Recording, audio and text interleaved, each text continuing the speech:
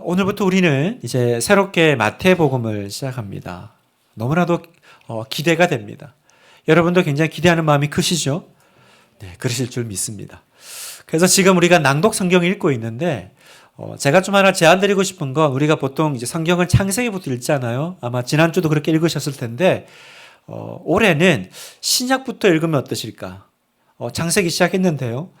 그게 그까지만 딱 놔두고 잠깐 신약으로 돌아와서 이번 주부터 마태복음을 읽으시기를 그렇게 권유해 드립니다. 꼭 필수는 아니고, 왜냐하면 이제 우리가 또 마태복음으로 이제 계속 진행할 텐데 마태복음을 한번 읽고 이렇게 설교를 듣는 것도 또 굉장히 유익하거든요. 또 항상 이렇게 의뢰의 창세기부터 해왔다면 또 내가 신약을 먼저 읽고 창세기 가는 것도 또 새로운 또 은혜가 있습니다. 그래서 한번 그렇게 해보시고요. 자, 어쨌든 우리가 이제 마태복음을 시작하는데 마태복음을 통해서 우리는 예수님이 어떤 분이신지, 예수님이 누구신지를 배우게 될 겁니다. 여러분, 성경에는 예수님 이야기가 총 4개의 책에 나오는데 마태, 마가, 누가, 요한복음. 그래서 이 4개의 복음서를 묶어서 공관복음이라고 합니다. 그러니까 같은 관점으로 쓰여진 책이다라고 해서 공관복음인데 마태, 마가, 누가, 요한은 다 예수님의 생애, 예수님의 이야기입니다. 왜 똑같은 예수님 이야기인데 성경에 4개나 이렇게 기록해 놨을까? 왜냐하면 이 복음서를 기록한 저자와 그리고 이 저자들이 그 복음서를 기록한 그 목적, 대상이 다르기 때문입니다. 각 저자마다 예수님을 바라보는 시각과 해석이 다릅니다. 여러분, 이 세상에서 가장 중요한 분이 누구십니까? 바로 예수님이시잖아요. 그런데 우리가 이 놀라운 분을 알려고 하는데 한 사람의 저작물로는 당연히 부족하죠. 그래서 하나님은 각 저자를 두시고 각 저자의 특징과 또 그분들의 달란트를 통해서 예수님이 누구신지 더 우리에게 입체적으로 구체적으로 드러나게 하신 거죠. 마치 이렇게 건물을 보면 여기서도 보고 왼쪽에서도 보고 뒤에서도 보고, 그래서 예수님의 그 이야기가 똑같이 진행되는 것 같지만 조금씩 마태, 마가, 누가, 요한복음을 보면 다른 거예요. 각 제자를 통해서 우리는 이제 예수님을 더 깊이 이제 알아가고 깨닫도록 할 건데요. 먼저 마태복음입니다. 여러분, 마태복음은 누가 썼을까요? 그렇죠. 그래서 마태복음입니다. 여러분, 마태복음은 예수님이 쓰신 게 아닙니다. 마태가 쓴 책이다. 그래서 마태복음이에요. 저자 마태는 유대인입니다. 원래 마태는 자기 본명이 있어요. 레위입니다. 성경 어디에는 알페오의 아들이라는 말도 씁니다. 레위는 제사장에나 어울릴 만한 그런 이름이죠. 그런데 실제로 이 마태의 직업은 세리였습니다. 여러분, 그 당시의 세리는요, 그 로마 통치권 아래 있던 시대이기 때문에 사람들에게 배척과 멸시를 당하는 직업이었습니다. 세리가 살아가는 방식은 먼저 자기 민족들한테, 동족들한테 세금을 걷고 그 중에 이제 그 로마 정부에 할당된 거를 이제 보내고 나머지를 자기가 이제 수익으로 삼는 거기 때문에 당연히 꼭 우리나라 그 일제시대 때 그 일본의 앞잡이 같이 그렇게 자기 동족들에게 그런 시선과 그런 배척을 당했던 거죠. 그럼 왜 마태는 굳이 밝히지도 않은 자기가 썼잖아요. 그런데 자기의 직업을 이렇게 알리고 있을까? 왜 가장 부끄러운 자기의 과거를 드러내고 있냐면 이런 나를 하나님의 은혜가 어떻게 변화시켰는지를 우리에게 보여주기 위해서입니다. 이런 멸시와 천대를 받던 사람이었지만 그런 그도 예수님의 제자가 될 뿐만 아니라 신약 성경의 첫 번째 말씀이잖아요. 우리가 신약 보면 다 나오는 그 마태복음의 저자가 되는 영광을 누리고 있다는 걸 우리에게 알리고 싶었던 거죠. 사랑하는 성도 여러분, 하나님의 은혜 가운데 걸어가면 어떤 인생도 복된 인생이 될 줄 믿습니다. 여러분의 인생도 그런 인생이 될 줄 믿어요. 자, 우리가 이제 이 세리였다가 이제 예수님의 제자가 된 마태가 쓴 마태복음을 오늘부터 1장 이렇게 살펴볼 텐데, 마태복음을 딱 열어보면 이제 시작부터 우리가 잘 알고 있는 나코로 유명한 족보 이야기가 나옵니다. 왜 마태는요? 질문이 이겁니다. 왜 마태는 이 마태복음 1장을 딱 열었는데 산후우울증 걸릴 것 같은 이 나코 이야기로 시작을 할까? 그래서 많은 사람들의 이 성경 통독의 열정을 떨어뜨릴까? 여기에는 여러분 두 가지 이유가 있습니다. 첫 번째 이유는 뭐냐면 마태복음은요. 특별히 1차적으로 그 기록 대상이 있는데 누구냐면 예수님을 믿지 않는 유대인들을 대상으로 쓴 성경이라는 거예요. 그래서 여러분 유대인들은 메시아를 기다려오잖아요. 그 약속된 메시아를 기다리는 그들에게 바로 예수님이 그 메시아입니다 라는 것을 증명하기 위해서는 족보가 필요한 거예요. 그리고 유대인들은 혈통 또 가계도 이런 걸 중요하게 여기기 때문에 이 족보 이야기는 우리는 별로 흥미가 떨어지지만 그거 중요하게 여기는 사람들에게는 이건 굉장히 설득력 있는 얘기죠. 또 두 번째로 왜 족보부터 시작했을까? 여러분 성경에서 족보가 가지는 의미를 알아야 돼요. 여러분 성경에는 오늘 마태복음 1장뿐만 아니라 중간중간 족보가 나오죠. 그럼 또 우리는 그때마다 성경 읽기가 막 싫어집니다. 너무 어려운 이런 발음도 어려운 얘기들이 나오잖아요. 성경에서 족보가 나온다는 건 무슨 말이냐면 이제부터 새로운 이야기가 다시 시작됩니다라는 뜻이에요. 무슨 말인지 아시겠죠? 그러니까 앞에서까지 했던 것들 한번 정리하고 그리고 새로운 이야기가 시작됩니다. 이게 바로 중간에 족보가 들어가는 의미예요. 그러면 마태복음 1장에 족보가 들어가는 건 무슨 얘기일까요? 그렇죠. 바로 구약이 끝나고 신약에서 이제 우리 새로운 이야기를 시작할 겁니다. 라는 의미입니다. 어떤 이야기죠?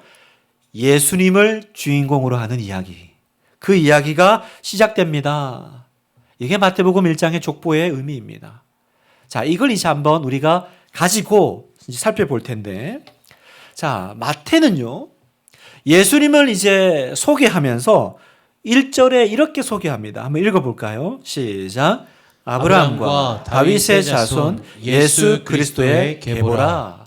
이 계보다라는 것은 족보를 말합니다. 족보. 헬라어 원문은요, 조금 순서가 달라요. 우리는 아브라함, 다윗, 예수님 이렇게 나오잖아요. 그런데 원래 그 헬라어 원문을 보면 예수 그리스도, 다윗과 아브라함의 자손의 족보라 이렇게 나옵니다. 순서가 예수님, 다윗, 아브라함 순으로 돼요. 자, 어쨌든 이렇게 마태는 예수님을 소개하면서 예수님을 누구라고요? 아브라함과 다윗의 자손이다. 이렇게 소개해요. 왜 그 수많은 소개 글 중에 왜 마태는 이렇게 예수님을 소개했을까요? 왜 그럴까요? 예수님이 단순히 유대인이다. 그 말을 하고 싶었던 걸까요? 아니면 예수님의 조상 중에는 아브라함도 있고 다윗도 있어. 이거 알려주고 싶었던 걸까요? 오늘 우리가 이제 이 부분을 볼 텐데 먼저 왜 아브라함과 다윗의 자손 예수다라고 소개했을까? 먼저 다윗의 자손이라는 의미를 한번 살펴보겠습니다. 여러분 성경에는 다윗의 자손에 대한 하나님의 약속이 등장하는데 그 처음 등장하는 본문이 어디냐면 사무엘하입니다. 구약 성경 사무엘하 7장을 보면 다윗의 자손에 대한 하나님의 축복의 약속이 나오는데 자, 사무엘하 7장 12절을 제가 읽겠습니다. 내 수완이 차서 네 조상들과 함께 누울 때에 내가 내 몸에서 내 씨를 내 뒤에 세워 그의 나라를 견고하게 하리라. 그는 내 이름을 위하여 집을 건축할 것이요 나는 그의 나라 왕위를 영원히 견고하게 하리라. 여러분 이 장면은요, 하나님이 나단 선지자를 이제 다윗에게 보내서 다윗을 축복하시면서 뭐라 그러냐면 네 뒤에 왕이 나올 건데 그 왕이 나라를 견고하게 하고 또 그 나라를 영원하게 이어가게 만들 거야. 이제 이 축복하시는 거예요. 여러분 우리가 이 말씀을 읽으면서 한 가지 이상한 것이 있습니다. 어떤 게 이상하냐면 왜 하나님은 그렇게 다윗을 축복하시면 다윗을 통해서 하시면 되지. 왜 굳이 다윗의 후손을 통해서 그 나라를 견고히 하시고 영원히 세워 가시겠다고 약속하시는 걸까? 그렇잖아요. 다윗이 누굽니까? 하나님 마음에 합한 사람 아닙니까? 내 뜻을 다 이루리라 그랬던 사람이니까 그런 좋은 뜻이 있으면 뭐 굳이 기다릴 것이 있어요? 다윗을 통해서 그 일을 지금 실행하시면 되죠. 그죠? 그래서 우리는 다윗의 후손이니까 솔로몬을 통해서 하신다는 걸까? 그래서 우리는 여기서 내 몸에서 날 내 씨를 통해 그의 나라를 견고하게 하리라. 그래서 이게 솔로몬을 통해서 하실 약속이구나. 이렇게 1차적으로 생각합니다. 실제로 솔로몬은 그렇게 보여요. 그죠? 성전을 건축하죠. 또 다윗 왕가를 정말 북강병해서 힘있게 세워가죠. 그러나 성경을 읽어보면 사실은 솔로몬은 그 약속을 성취하지 못해요. 우리가 알다시피 솔로몬의 끝은요 그렇게 좋지 않았습니다. 그리고 나중에 솔로몬이 죽고 난 다음에 그 이스라엘은요 결국 두 개의 나라로 나눠지게 되는데 그 나눠지게 만든 장본인이 사실은 솔로몬이에요. 그 이후에 다윗 왕가는 멸망하죠. 그리고 바벨론 포로로 잡혀갑니다. 그 뒤로 부흥하지 못해요. 로마 통치권으로 들어가면서 끝나버립니다. 그러면 하나님의 약속은 성취되지 못하고 실패한 걸까? 분명히 하나님이 네 후손을 통해서 네 나라가 망하지 않고 영원히 견고하게 서가게 해주겠다고 하셨는데 망해버렸잖아요. 그래서 지금도 유대인들은요 사실은 메시아를 기다리고 있죠. 오실 메시아가 있다라고 믿고 있어요. 그런데 여러분 신약 성경을 딱 열면서 오늘 마태는요 구약의 문을 닫고 신약의 첫 문을 열면서 예수님을 뭐라고 소개해요? 예수 그리스도 다윗과 아브라함의 자손이다 이렇게 말하는 거예요. 이 말은 무슨 말입니까? 하나님의 약속은 망하지 않았고 하나님의 약속은 실패하지 않았고 하나님의 약속은 바로 예수님을 통해서 이루어지고 있다라는 것을 지금 우리에게 설명하고 있는 것입니다. 예수님은 다윗의 자손이다 이 말은 다윗의 여러 자손 중에 한 명이야 이런 것이 아닙니다. 그분은 바로 하나님이 약속하신 그 자손이라는 거죠. 그 자손.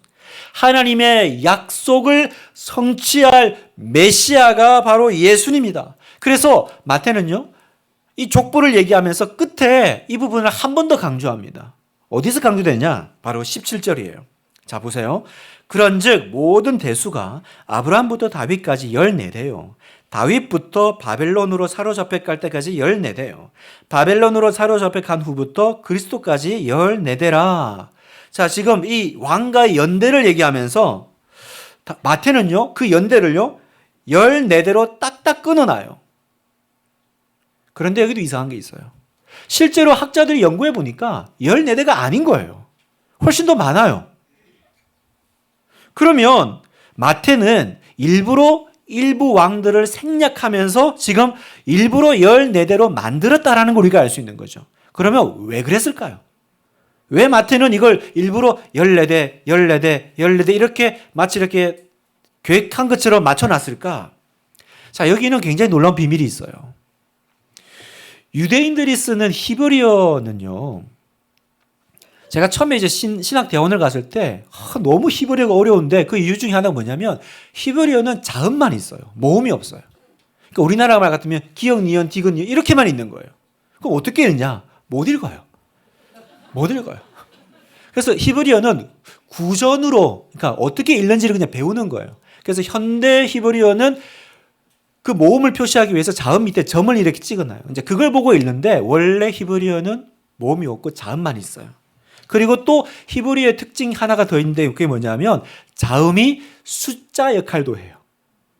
그래서 자음이 이렇게 있으면 그게 숫자가 되기도 합니다. 어떻게 하냐면 그 자음의 순서가 숫자인 거죠. 첫 번째 오는 자음은 1이고 두 번째 오는 건 2라는 거예요. 이렇게 해석하는 방식을 게마트리아 방식이라고 합니다. 그냥 유식한 척하기 위해서는 하나 알아둘 정도. 게마트리아 그렇게 부르기도 합니다. 자 이렇게 하면요. 자, 우리가 아는 그 다윗이요. 다비드잖아요. 다비드면 모음을 빼면 뭐가 남아요? DVD. DVD? 하여튼 그 DVD가 남아요. DVD가 남아요. 그러면 이 DVD가 순서로 보면 D는 네 번째고 V는 여섯 번째고 다시 D니까 네 번째가 돼요. 4, 6, 4가 되는 거죠. 4, 6, 4를 더하면 얼마가 됩니까? 그래, 아주 훌륭하십니다. 4, 6, 4를 더하면 14가 된다는 거예요. 무슨 말이냐면 유대인들에게 14는 다윗이에요. 14는 다윗이에요. 그러니까 우리는 그냥 읽으면서 별 내용도 없어요. 그냥 뭐 14대로 끊었나? 그런데 유대인들은 마태의 족보 이야기를 딱 들었을 때 바로 알았을 거예요. 아, 이건 다윗을 강조한 족보구나. 다윗을 강조한 족보구나. 무슨 말이에요?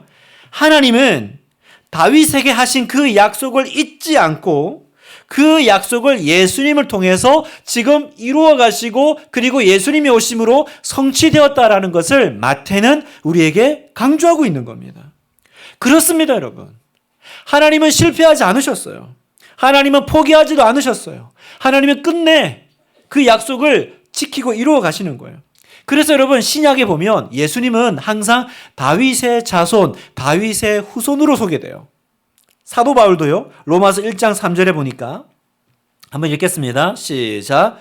그의 아들에 관하여 말하면 육신으로는 다윗의 혈통에서 나셨고 또 디모데후서 2장 8절도 읽을까요? 시작. 내가 전한 복음대로 다윗의 씨로 죽은 자 가운데서 다시 살아나신 예수 그리스도를 기억하라. 왜 예수님을 설명하면서 계속 다윗의 혈통, 다윗의 씨 이 부분을 얘기할까? 예수님이 다윗의 자손이다. 예수님이 유대인이다. 그 얘기를 하고 싶은 게 아니에요. 바로 다윗에게 약속하셨던 그 약속을 성취할 분이 바로 예수님이시요. 하나님이 보내주마 말씀하셨던 그 메시아, 그 왕이 바로 예수님이시다라는 걸 우리에게 말씀하시는 겁니다. 그래서 요한계시록 22장에 보면 예수님도 자신을 그렇게 설명하세요. 요한계시록 22장 16절을 또 한번 같이 읽어볼까요? 시작. 나는 다윗의 뿌리요 자손이니 곧 광명한 새벽벌이라 하시더라. 정리하면요. 예수님은 우연히 태어난 존재가 아니라 누구십니까? 바로 다윗의 자손 가운데 태어나기로 예언되었던, 약속되었던 바로 그분. 이게 바로 다윗의 뿌리요 자손이라는 말이라는 거예요. 그래서 여러분 다윗의 자손이고 또 누구의 자손이에요? 아브라함의 자손이라고 했잖아요. 아브라함의 자손도 사실은 같은 맥락이에요. 여러분 하나님이 아브라함을 부르실 때도 다윗에게 그 약속과 언약을 주신 것처럼 아브라함도 축복하시는데 아브라함의 축복 내용을 볼까요? 창세기 13장 16절을 보면 제가 읽겠습니다. 롯이 아브라함을 떠난 후에 여호와께서 아브라함에게 이르시되 너는 눈을 들어 너 있는 곳에서 북쪽과 남쪽 그리고 동쪽과 서쪽을 바라보라. 보이는 땅을 내가 너와 내 자손에게 주리니 영원히 이르리라. 내가 내 자손이 땅에 티끌 같게 하리니 사람이 땅에 티끌을 능히 셀 수 있을진데 내 자손도 세리라. 하나님이 아브라함에게 뭘 약속하세요? 내가 너를 축복해서 네 후손을 통해서 하늘의 별처럼 바다의 모래같이 티끌같이 많게 하리라. 여기도 보면 하나님의 그 약속을 성취할 자손, 내 자손이 그죠? 이 씨라는 말이 나오죠. 그런데 여러분 이 자손은요. 아브라함의 아들 이삭을 말하는 것이 아니라는 거예요. 혹은 또 아브라함의 그 이어져 나오는 후손들을 말하는 게 아니에요. 그러면 여기서 말하는 자손이 누굽니까? 신약 성경 갈라디아서는 그 사람이 그 자손이 누군지 우리에게 분명히 설명하는데요. 중요한 말씀입니다. 갈라디아서 3장 16절 같이 한번 읽겠습니다. 시작.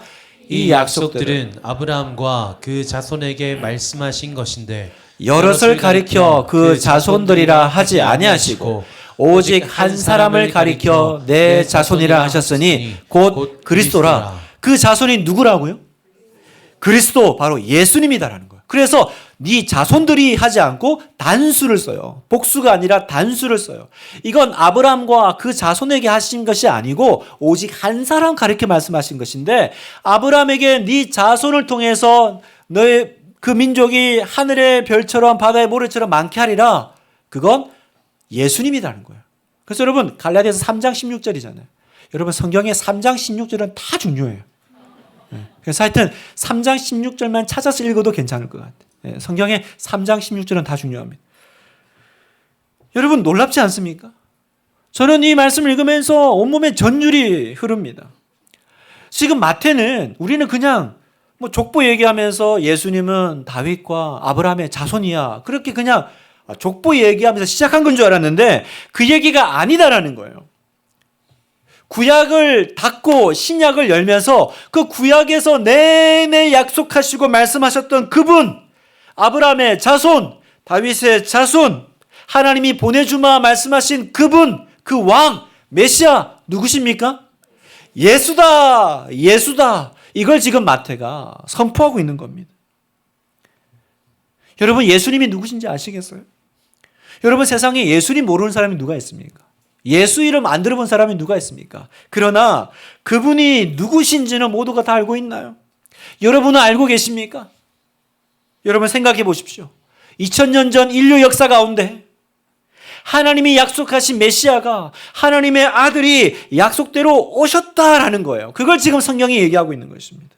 그리고 그분이 오심으로 이제 인류 역사는 그분을 중심으로 기원 전, 뭐라고 불러요? BC죠. Before Christ. 예수 전과 그분이 오심으로 기원 후 AD, 아노 도미니, 라틴어입니다. 그 뜻은 그리스도의 해라는 뜻입니다. 무슨 말입니까? 우리가 인정하든 인정하지 않든 이 세계 역사는, 이 세상은요, 예수님이 그 중심의 역사의 가운데 서 계신다는 거예요. 그래서 우리는 역사를 히스토리라고 부르지만 우리는 그분의 이야기라고 부릅니다. 히스 스토리라는 거예요. 이 히스토리는, 역사는 예수님의 이야기입니다. 예수님이 세상의 구원자요, 구세주요, 길이요, 진리요, 생명이니 그분을 영접하고 만난 사람마다 새로운 생명을 체험하고요, 하나님의 자녀가 되는 거예요. 요한복음 1장 12절을 우리 같이 읽겠습니다. 시작. 영접하는 자, 곧 그 이름을 믿는 자들에게는 하나님의 자녀가 되는 권세를 주셨으니 아멘. 여러분, 예수님을 영접한다는 게 뭐냐? 그 이름을 믿는 거라는 거예요. 그 이름을 믿는다는 건 무슨 말이냐?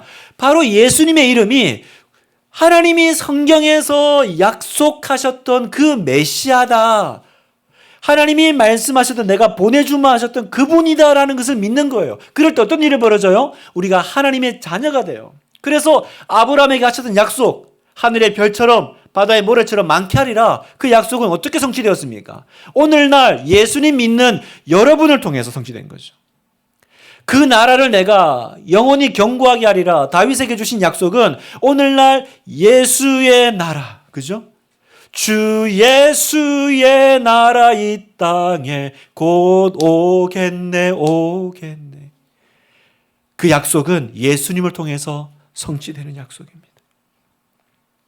그래서 이제 여러분이 예수님을 영접하셨습니까? 예수님을 영접했다는 것은 예수님의 이름을 믿었다라는 뜻입니다. 예수님의 이름을 믿었다는 건 뭡니까? 예수가 바로 그 자손, 그분이시요, 구세주라는 것을 믿는 것입니다. 그러면 이제 여러분 안에 그분의 히스토리가, 히스 스토리가 이제 시작되는 거예요. 예수님이 내 안에 들어오심으로 예수님과 함께 새로운 이야기가 시작된다. 이게 바로 마태복음 1장의 족보의 이야기입니다. 사랑하는 성도 여러분, 여러분 안에 예수님이 계실 때 2024년 새로운 이야기가, 예수님의 이야기가, 그분의 히스토리가 시작됨을 믿으시기를 축원합니다. 이게 우리가 누리는 은혜예요. 예수님 안에서 내가 그 약속의 주인공이 되고 이제 예수님이 나를 믿음의 조상 삼아 주시겠구나. 누구처럼요? 아브라함과 다윗처럼요. 여러분, 우리가 아브라함과 다윗 그러면 주눅드는 게 있죠. 그 사람들은 훌륭하고 믿음 좋은 사람들이잖아. 여러분, 그렇습니까? 실제로 우리가 그분들의 삶을 찬찬히 들여다보면요, 그분들도 우리와 똑같은 죄인 중에 한 명이라는 것을 깨닫게 됩니다. 아브라함 어떻게 했습니까? 자기 살려고 자기 아내를 2번이나 버릴 뻔한 위인이잖아요. 다윗은요, 자기 욕망 때문에 자기의 부하 신복 우리아를 죽이고 그의 아내 밧세바를 범하고 그걸 모면하려고 이렇게 계획적으로 덮었던 인물이잖아요. 이런 사람들이 아브라함과 다윗입니다. 그런데 예수님이 뭐라 그러시냐면, 나는 아브라함과 다윗의 자손 예수다. 이게 무슨 말일까요? 하나님의 은혜는요, 이렇게 형편없는 죄인인 인간들을 통해서도 구원을 이루실 만큼 크다, 크다라는 것을 우리에게 말씀하고 계신 거예요. 사랑하는 성도 여러분, 하나님의 사랑과 은총이 여러분의 허물과 여러분의 죄보다 더 크다라는 것을 믿으시기를 축복합니다. 믿으십시오, 여러분. 때로는 믿음으로 살려고 발부동 쳐보고 열심히 노력도 하지만 여전히 무너지는 나를 보면서 얼마나 좌절하십니까? 여러분도 그럴 뿐만 아니라 저도 저 자신을 보면서 얼마나 낙심하고 저의 이 형편없는 모습 때문에 좌절하는지 몰라요. 예수님 믿는다고 하지만 여전히 죄 가운데 머무는 나 자신이 왜 이렇게 한심한지. 그런데 여러분, 하나님은 이런 여러분과 저를 들어서 하나님의 뜻을 이루시는 분, 교회를 세우시고 결정적인 순간에는 보호하시고 지켜주시며 그래서 하나님의 거룩한 대역사에 쓰임받게 하십니다. 그래서 저와 여러분도 아브라함과 다윗처럼 예수님 가문의 사람이 되게 하시는 것입니다. 여러분 아멘입니까? 여러분 아멘의 뜻은요 정말로 그렇습니다라는 뜻입니다. 여러분 아멘이시죠? 여러분이 아멘으로 화답할 때 이 약속이 여러분에게도 성취될 것을 믿습니다. 여러분 주님이 그렇게 하시는 거예요. 이렇게 형편없는 나의 인생에 예수님이 들어오시면요 그때부터 내 역사는요 내 족보는요 누구 족보예요? 예수님 족보예요. 예수님의 이야기예요. 끝에 예수님만 들어오시면 나의 인생의 스토리의 끝은 예수님으로 마무리될 줄 믿습니다. 그래서 오늘 예수님 족보를 보면 또 하나 이상한 점이 있어요. 특이한 점이 있어요. 예수님의 가계도를 보면요 어떤 점이 이상하냐면 여러분 그 당시에 그 족보라는 건요 특히나 유대인들의 족보는 남성 위주거든요. 그래서 남자가 낳아요. 남자가 낳고인데 여기 예수님의 그 마태가 기록한 족보에 보면 중간중간 여성들이 나와요. 또 특이한 건 뭐냐면 이 여성들이요 당시 문화나 또 사회 여건으로 보면 족보에 들어가면 안 될 사람들이에요. 그 여자들이 누구냐? 총 4명이 나오는데 먼저 3절에 나오는 다말입니다. 3절 보면 유다는 다말에게서 베레스와 세라를 낳고. 자 여러분 이 유다는 다말의 남편이 아닙니다. 누굴까요? 그렇죠. 시아버지예요. 그러니까 지금 이 베레스와 세라는 시아버지하고 며느리 사이에 태어난 아이들인 거죠. 사람과 전쟁에나 나올 법한 그런 불륜관계. 또 둘째 5절에 보면 라합이 나오는데 살몬은 라합에게서 보아스를 낳고 라고 했는데 이 라합이 누구냐? 바로 그 요수아가 여리고를 향해 갈 때 그 여리고성에 있던 기생 라합입니다. 여러분 기생 라합이라고 해서 기생 그냥 단지 몸 파는 그런 사람을 생각하면 안 됩니다. 그 당시에 기생은요 우상을 섬기는 성전의 창기를 뜻하는 거예요. 그러니까 우상 숭배의 중심에 있던 사람이에요. 뭐 요즘식으로 하면 무당이라고 하면 좀 이상할까요? 그런 사람이라는 거예요. 우리 집안에 무당이 있는 거죠. 창기가 있는 거죠. 또 룻입니다. 세 번째 5절 보아스는 룻에게서 오벳을 낳고. 여러분 룻은요 그 룻기에 나오는 그 룻입니다. 바로 이스라엘 사람들이 개 취급하던 이방 여인입니다. 마지막 4번째 우리아의 아내입니다. 6절을 보면 다윗은 우리아의 아내에게서 솔로몬을 낳고. 여러분 우리아의 아내는 자기 이름이 있어요. 이름이 뭡니까?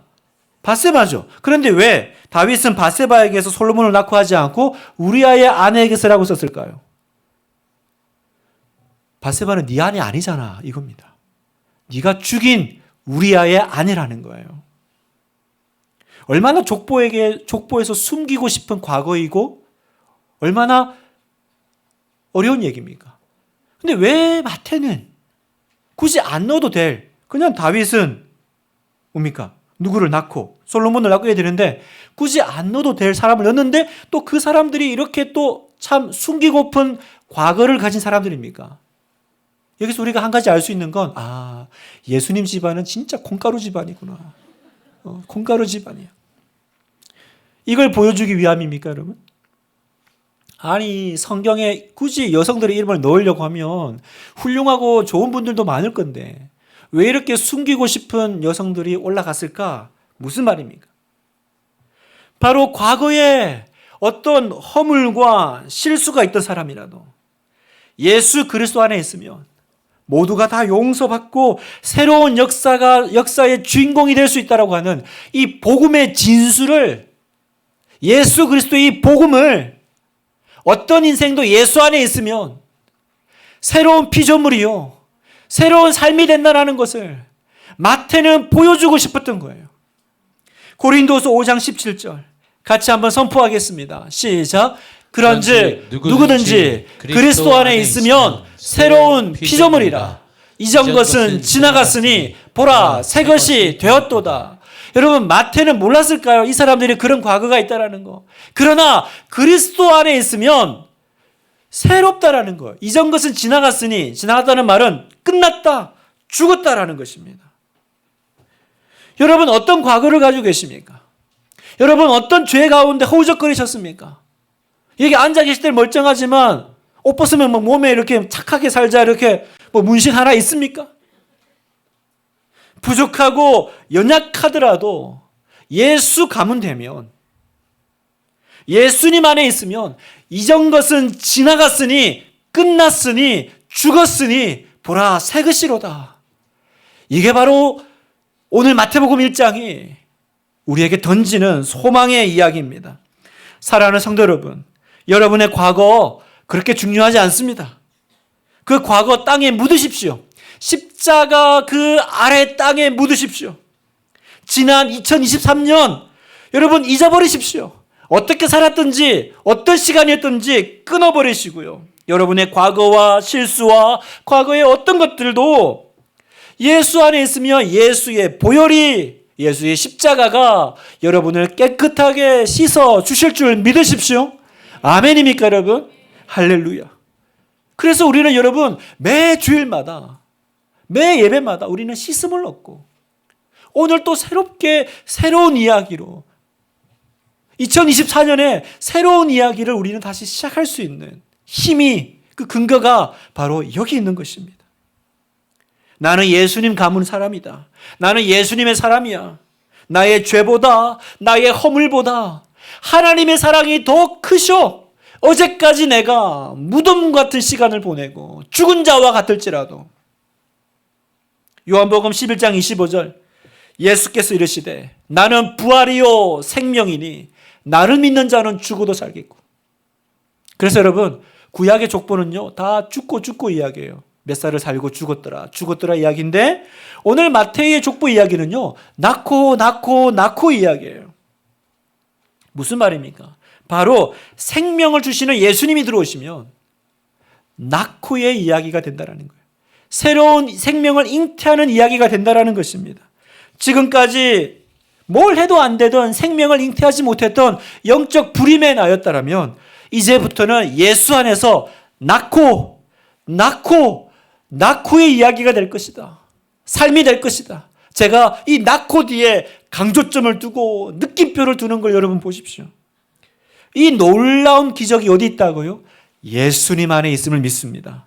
사랑하는 성도 여러분, 예수님을 구주로 영접하시기를 축복합니다.